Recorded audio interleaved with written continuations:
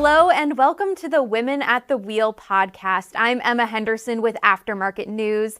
Today I'm joined by Jennifer Gibson. She is the key account manager for O'Reilly Auto Parts at Mann and Hummel. Welcome to the show. Thank you very much. I appreciate it. Excited to be on here today. Absolutely. And I'm excited to talk to you because you actually went to college for motorsport management. So when did your passion for the automotive industry actually begin? Well, I'll start back. I grew up on a farm in Oklahoma where I would visit like our local Napa auto parts store for parts with my dad. However, my passion for motorsports grew in 1999, where a good friend of mine started racing modifieds at a local dirt track. And from there, I just fell in love with motorsports and it furthered my love for the automotive industry. Wow, so it really did start at a young age. So that leads me to my next question. I'm really curious what your top advice would be for girls who are interested in this industry at a young age, because it's not something that we always see very often.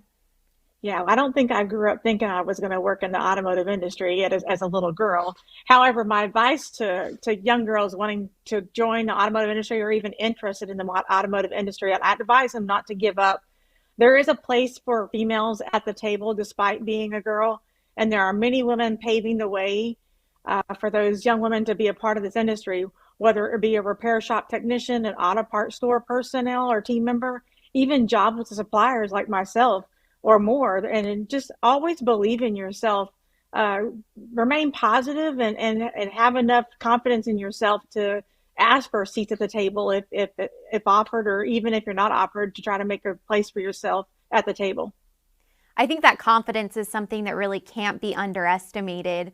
I mean, it can be a little bit overwhelming when you are trying to get into this industry at first. Yes, it can, especially with the male dominance, but it's starting to, we are starting to erode at part of the team members that are part of this industry and stuff. So definitely the importance is for us females who are currently in these roles is to pave a way for the next generation of women that want to be in this industry. And, we grew up and this is now we're in the 2020 era to where, cars aren't just about men, they're about women. I mean, women make the majority of women make the decision about the car that they're going to buy for their family. So if we're making those kind of decisions, we can definitely make decisions at the table, whether it be with an auto parts company or a supplier company or any of those automotive industry opportunities. I love that mentality. And I'm really curious, how do you think that we can help build up other women in this industry? Well, as mentioned, we've got to continue to pave the way. We've also got to empower other women.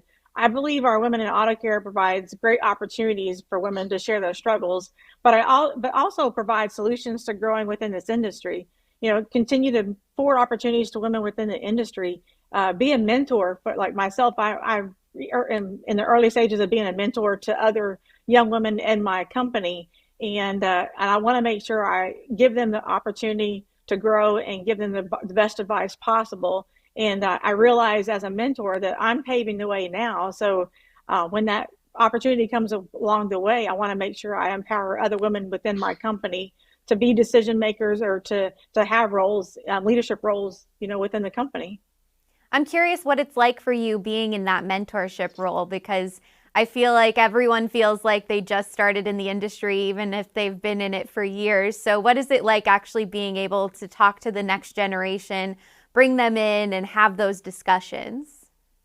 Well, I realize I've been in the industry for 16 years, so not that it's a good 10 as some people have been in it for 30 or 40 years, but I'm definitely moving towards that. And I realize in my company, it was a great honor to be asked. I was taken back a little bit by it, and then when I was asked by a second person, I realized quickly that I was in a role where I was a leader and considered a leader, and I take that very seriously. I even told my own supervisor boss, that's a female also, that I was asked to be a mentor and that I was going to do that and spend time, with young women, giving them advice. A lot of it's a listening thing. You just got to listen to them and let them kind of hammer out the decisions they need to make or whatever. But definitely providing guidance along the way. And especially with young women that are mothers or whatever. I'm a mother of four. So, I feel like, and I have mostly all my children are adults. So I have a lot of knowledge as far as raising kids and trying to be career focused as well. So, you've said to us before that your biggest accomplishment actually is motherhood. Talk about creating that work life balance and making sure that your family is a priority because clearly you've built up this amazing career already. Well, the biggest legacy I will leave behind are my children. A woman, needs to find a company that affords them the opportunity to keep their family first. I've had some of the best bosses, and of course, I've made it very clear to them that my family comes first in life. And fortunately, they've always supported that. You've got to find a company that supports family and allows you to be there on those important times or important events within your family. Of course, you've got to find, you can find me answering emails late at night to keep caught up, and that's part of that. But that's all about the balance of keeping family and career important in life. And what would you say to a woman who feels like they don't have that right now? How important is it to go seek it out? And when do you know when you found it? I think the biggest piece is to be upfront with your supervisor or your boss, and letting them know that family is important to you. If they hire you, they should know that you are a mom if you do have children, and you're just going to have to reassure them, and make sure you're getting your job done, because that's important as far as a career is getting your job done. Granted, it might be midnight, but when you're writing those last emails or responding or whatever, but always finding that balance, and keeping it honest and upfront with your boss, and making sure that you give forth the energy needed for in both your career and in motherhood. Uh, and when you find it, you know it because your boss also tells you that, my boss before now actually told me one time that a lot of times you'll find out that the real things that matter are family. And it's not that your job doesn't matter. It comes second, third, or fourth. In several cases, I had, for example, my son had appendicitis and his appendix ruptured. And I had a boss. I called and told them that I was in the emergency room. We're getting ready to go to the operating room with him. I'll try to stay caught up or whatever. And he told me, he goes, "You need not worry about it." He goes, "What's most important right now is your son." And for him to tell me that and tell me not to worry about things until I got him home or whatever, was really key in knowing that I found the right place and I found the right boss and the right position to be in. Absolutely, absolutely. So now you work as a key account manager for O'Reilly Auto Parts and Mann and Hummel. Now, what do you see as the most important part in maintaining the relationship between the two companies? Well, as the key account manager, I am the liaison between O'Reilly and Mann and Hummel. I work hard to be an active listener, not just to words, but to actions for both sides. Responses are imperative. But sometimes it's just a phone call versus an email. Calling them and talking to them over the phone is much more important than an email at times, depending on the topic. Each year, O'Reilly shares their key initiatives for the year. Understanding how Mann and Hummel plays a role in achieving those goals is important. Even more important is taking actions to support those initiatives. We always, and I always say this to people that I work with, and even with my boss, if and when O'Reilly succeeds, then we succeed too. So, making sure that they succeed and hit those key initiatives is, just as important to them as it is to us. So it really sounds like communication is totally key when it comes to maintaining your job and doing it at an exceptional level.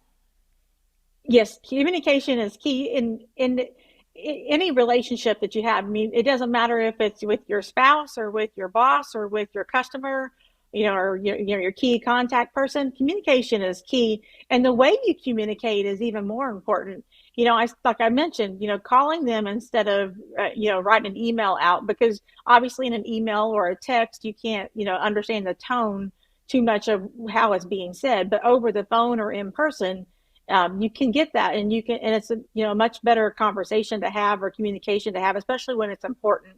And it doesn't matter whether you're with your children and trying to talk to them, or whether it's with your boss, or whether who your customer that you're with. But communication is key, and knowing which line of communication to use at the right time is even more important. But on top of communication is listening. Being a good listener, despite who you're talking to, is key. And I think that that's the key to being a good leader, is also being a good listener to your teammates, to your coworkers. And I think that comes along with communication. I don't think you can be a good communicator if you don't listen. I think being a good listener also helps you to learn a lot more as you go because you're actually taking in the information that the people are giving you as opposed to always preparing a response. Yes, yes, and having empathy with your, whoever you're talking to, whether it be a customer or your coworkers, teammates. It You definitely have to be a good listener and be an active listener at that. I think it helps build trust when you are a listener. You're like, for O'Reilly, my key contact there. We talk every day, if not multiple times a day, and a lot of times it's just listening and then determining the best route to solve whatever problem or whatever issue it might be. But that's key, and it's very important, I think, in being a leader. Well, hopefully everyone who's watching this right now has been listening to what you're saying. Now, looking into the future, how would you like to see women's role in the automotive aftermarket change? Well, I would like to see it continue on the role that it's on, as far as moving forward. Now, 44% of Mann and Hummel's North American employees are female, which is almost half. That's, of course, I'd like to see more leadership roles with women in them. More importantly, I'd like to see equal opportunity and allowing them to be in the decision-making roles. I believe we're already headed that way, like mentioned. But lastly, I'd love to see more women empowering other women. Uh, like I said, for me being a mentor, that it's definitely, I had to realize where I was at and what position I held within the company, being asked to be a mentor, and knowing that, I'm really focusing on how to empower other women, how to give them opportunities to grow so they can be future leaders of our company or future leaders in our industry. For people who are maybe looking for mentorship, who's a good candidate for mentorship? People who are looking for that person with experience in the industry, what should they do? Well, you got to find somebody that's been in the industry for a while because they know the ins and outs of the industry. Uh, Both mentees that I am mentoring, but they're both in two different departments, and neither one of them work under me. They're basically lateral, if you want to call lateral teams or whatever. So you definitely that way, because you wouldn't necessarily want your boss to be your mentor. You'd want somebody that can kind of give an outside, opinion about what they have questions on, or what they're dealing with, or that part. And you want to find somebody that you possibly would love to take their place someday, or be in that role someday. Both mentees that I mentor are mothers, so that definitely helps out. You wouldn't want, it'd be kind of tough to mentor somebody that has children if you don't have children, and wouldn't understand their career path, or what their goal, or not goals, but their objectives and their challenges are in their daily life. So I'm hearing finding someone who is kind of where you want to be in the future, and also someone who is going down a similar path that you're going down. That's the ideal person to look for in a mentor. Yes, that is correct. All right. Well, I am so thankful that you were able to join us today and talk to us about mentorship, about your career, about your family, and really share your journey with us. It has been a great episode of Women at the Wheel. For Aftermarket News, I'm Emma Henderson. Thank you so much for being here today. Thank you for the invitation.